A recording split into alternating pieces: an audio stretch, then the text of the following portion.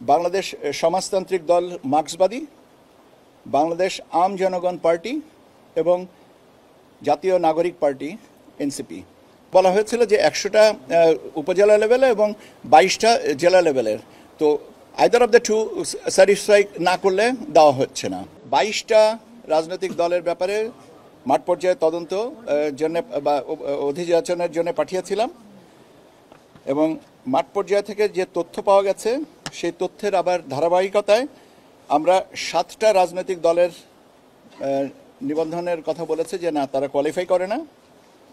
একটা রাজনৈতিক দলের বিষয়ে আপনার বাংলাদেশ নেজামে ইসলাম পার্টি, তাদের ব্যাপারে মাননীয় হাইকোর্টের দায়েরকৃত রিট একটা আবেদন আর রায় প্রাপ্তির পরে এটা সিদ্ধান্ত নেওয়া হবে এটা। আর বাকি যেগুলো আছে 7টা দলের ক্ষেত্রে আমরা বলেছি যে না, তারা কোয়ালিফাই করেন না, মিনিমাম রিকোয়ারমেন্টটুকু ফুলফিল করেন না।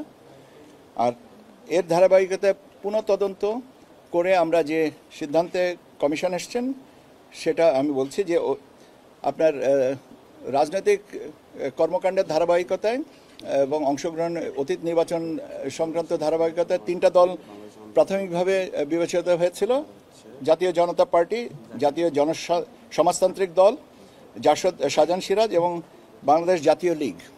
কিন্তু পরবর্তীতে এটা অধিকতর যাচাই বাছাইতে লক্ষ্য করা গেছে যে তাদের কার্যক্রমের ধারাবাহিকতা নাই, সেই জন্য 3টাকেও বাতিল করা হচ্ছে।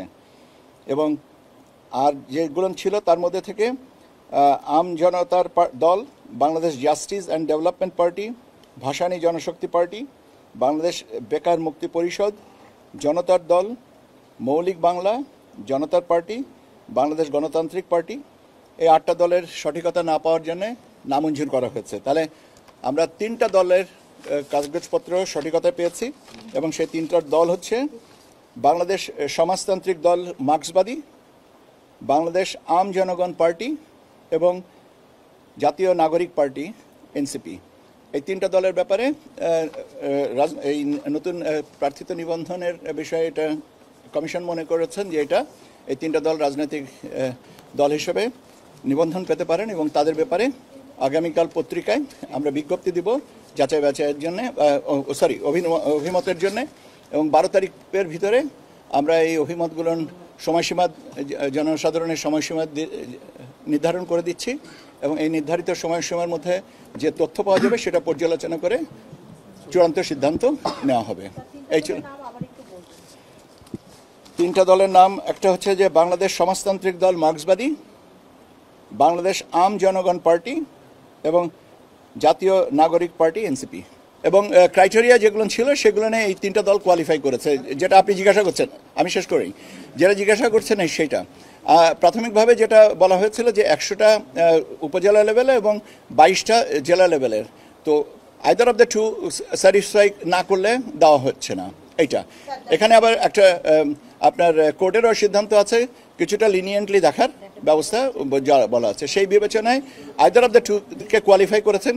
ন্যূনতম সামান্য যদি কিছু শর্টফল থেকে থাকে উপজেলা লেভেলে বা জেলা লেভেলে, তাহলে সেটাকে বিবেচনায় নিয়েই ওই সহনশীল বা মানে লিনিয়েন্ট ভিউতে নেওয়ার কথা হিসেবে এটা করা হয়েছে। আর আপনি কতগুলা সংখ্যাগত যদি কয়টা এটা বলেন, আমি ভাই এই মুহূর্তে আপনাকে বলতে পারছি না, এটা পরে আমি বলতে পারবো।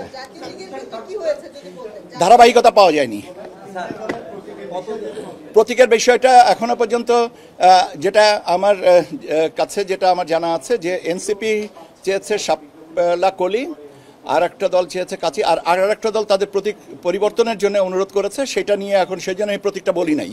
আর একটা দল যেহেতু বলেছে, এখন তিনি কোনটা চেয়েছেন এটা আমি দেখি নাই, সেটা যদি প্রাপ্যতা থাকে তাহলে সেটা সহ এটা বিজ্ঞপ্তি দেওয়া হবে। এটা হয়তো আরেকটু পরে বিজ্ঞপ্তিতে যখন যাবে তখন আপনারা নিজেরাই জেনে যাবেন। সংখ্যাগত হিসাবটুকু আমি আপনাকে স্মৃতি আমার নাই, মনে নাই, তবে সামান্য জায়গায় শর্টফল থাকলে যদি সামান্য ধরো 98টা উপজেলা কভার করেছে, এই দুটার জন্য জিনিসটাকে আটকানো মানে করা হয়নি, সেই জায়গাটাই আমি বলছি। এখন 97টা করেছে না 98 করেছে এটা মনে রাখতে পারিনি।